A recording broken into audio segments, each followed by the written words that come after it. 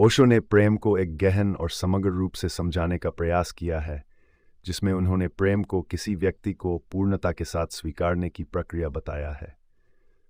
ओशो के अनुसार सच्चा प्रेम केवल किसी की अच्छाइयों या योग्यताओं से प्रेम करना नहीं है, बल्कि उसकी सभी कमियों, कमजोरियों और अस्वीकृत पहलुओं को भी पूरी तरह अपनाना होता है।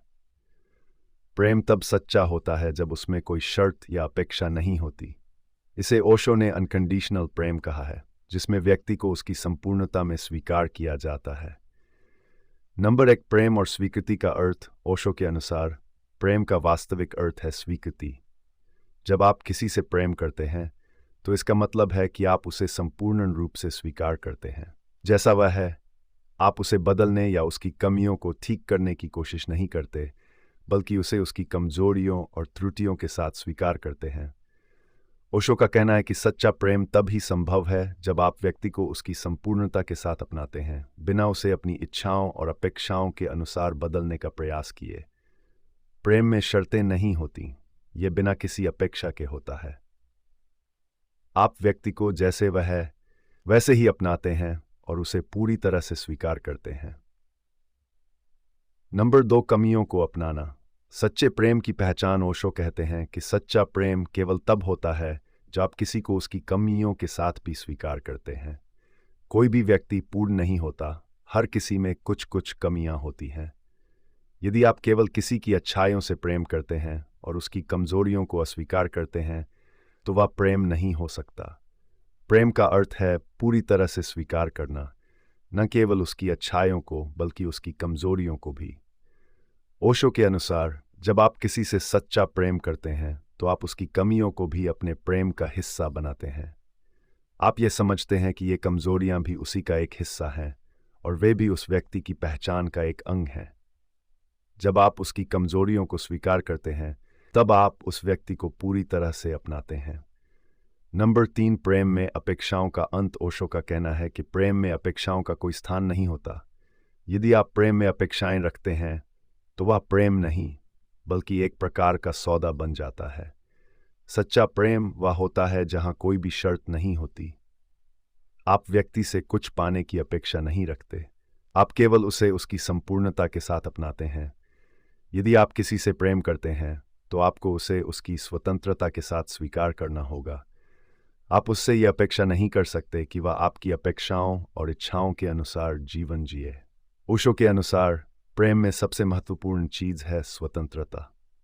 वह स्वतंत्रता जिसमें व्यक्ति को अपनी कमियों के साथ भी स्वीकार किया जाता है और उसे खुद को व्यक्त करने की पूरी स्वतंत्रता दी जाती है। नंबर 4, प्रेम और अहंकार। ओशो के अनुसार प्रेम में अहंकार का कोई स्थान नहीं होता। जब आप किसी से प्रेम करते हैं तो आपको अपने अहंकार से मुक्त होना पड़ता है। अहंकार हमेशा चाहता है कि लोग हमारी इच्छाओं और अपेक्षाओं के अनुसार चलें। यदि आप अपने प्रेमी या प्रेमिका को बदलने की कोशिश करते हैं तो यह आपके अहंकार का ही परिणाम है।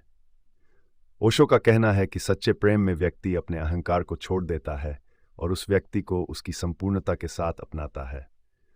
आप उसे बदलने की कोशिश नहीं करते, बल्कि उसे वैसे ही स्वीकार करते हैं जैसे वह है। यह प्रेम की सबसे बड़ी परीक्षा है, अपने अहंकार को त्यागना और व्यक्ति को उसकी पूर्णता के साथ अपनाना। नंबर 5, प्रेम में समर्पण। ओशो के अनुसार सच्चे प्रेम में समर्पण होता है। जब आप किसी से प्रेम करते हैं तो आप उसे पूरी तरह से स्वीकार करते हैं और उसके प्रति समर्पित हो जाते हैं। इस समर्पण में आप उसकी अच्छाइयों और कमियों दोनों को अपना लेते हैं।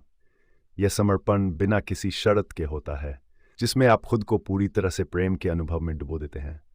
ओशो का मानना है कि प्रेम में समर्पण तभी संभव होता है जब आप अपने साथी को पूरी तरह से समझते हैं और उसे उसकी कमजोरियों के साथ भी अपनाते हैं।